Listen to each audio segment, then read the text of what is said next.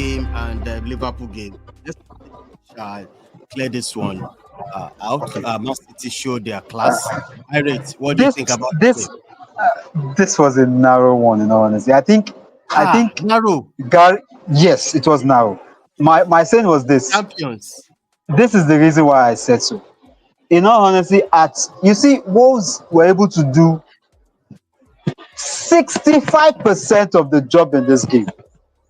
They found a way to make Haaland irrelevant.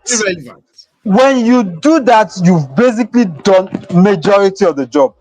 Where they lost it was in the very last minute of that game. There is no way you allow 4 consecutive corners from City and you don't expect to concede one. That was what happened. As I saw the first corner, I said, these guys are going to lose this game because first one, you sent it to the other side. That one came in, you sent it back to this side. You start this one again, you went back to that. I said, these guys are going to score. And no surprises.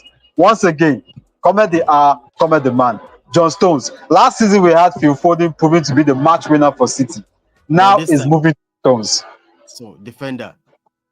That's why we always try to call City contenders. They always find a way to get one man to deliver. They've done it again. Honestly. Let me ask Irate, what do you feel about this game, Irate? I wish Bishop was here because I remember I told him on Friday this will not be an easy win for Man City.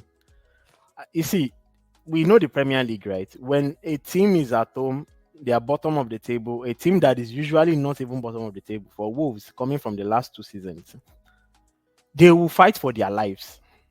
So I wasn't surprised Haaland was irrelevant. Not only Haaland, Gundogan was irrelevant. Doku was irrelevant. Savinho had to be taken off.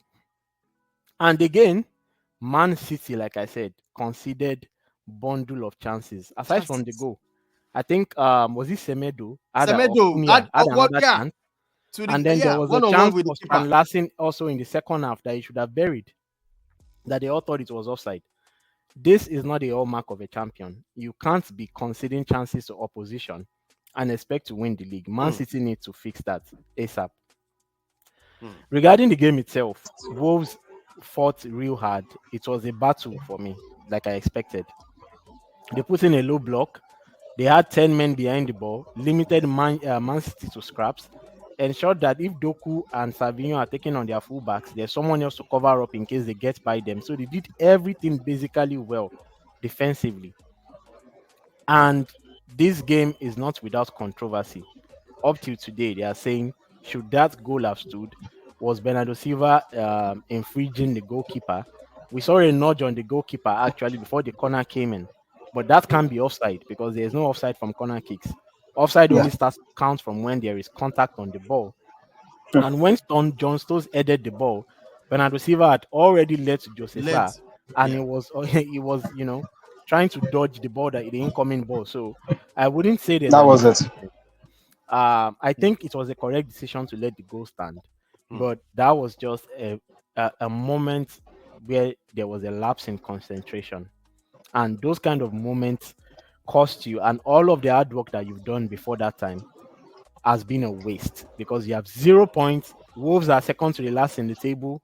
Gary O'Neill is under pressure, and at some point, if this continues, we'll have to see.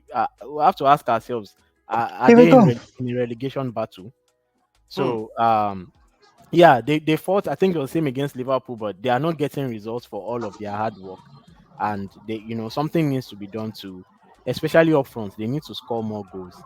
Bellegarde, Konya, and Strand Larsen need to come up with the goods for Wolverhampton, and they've not been doing that consistently enough, and that's why they're in that position. For Man City, yes, they got the 3 points, but this was not a performance that would excite Man City fans or even Pep Guardiola himself. If they struggle against low block teams, everyone will watch this game and say, you know what, why don't we do this against Man City? Let's have 11 men behind the ball. Let's limit them to scraps. Let's get physical against their midfield and Haaland, and let's see what they can produce. No De Bruyne, no Rodri. We know that their game will not be the same. So they are hampered by that. But all mark of good win for Man City. Yeah. I remember saying something that I said, one thing is this. I think if you've noticed, every time City plays against a side that limits them from getting inside the 18, they've struggled. It's becoming a trend, and teams are picking it up.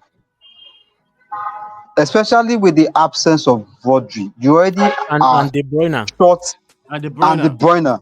The truth is this, let us establish one fact here. Kevin De Bruyne is not going to be the same De Bruyne we know. De Bruyne is actually aging. He's struggling. We have seen it. In fact, it's been obvious since last season. De Bruyne is gradually getting, his game is actually showing that he's actually getting old. There is no backup for De Bruyne. No matter how much you might want to bring in Savinho, you might want to bring Gundogan. You can't call Gundogan a backup to De Bruyne. They are basically in the same age category. In fact, if Gundogan is not older than him. You're right. Now, Bernardo Silva is just basically the whiz in the middle. He just takes you on a jolly ride. Grealish is not it. Foden is a winger. Savinho is a winger. Doku is a winger. City's midfield is looking very easy for the picking. And if you have a side that decides to sit in that midfield and call it their own, there is a problem. I still keep on saying this thing. City concedes goals. That is not exactly one thing you expect from a champion. Because the truth is this. Titles are won when defenses are shut. If you keep on conceding goals, it's going to get to a point whereby those goals will actually count against you. We're gradually getting to that point where it's going to tell. I think for now they are getting it a bit easy, but it's going to get to a point whereby teams will start asking questions, and if care is not taken, Pep might not be able to provide answers. We're getting there. All right. I think knowing Pep will be able to provide answers anyway. He has always provided Definitely. answers. He has always provided answers. Yeah. All right, let's quickly.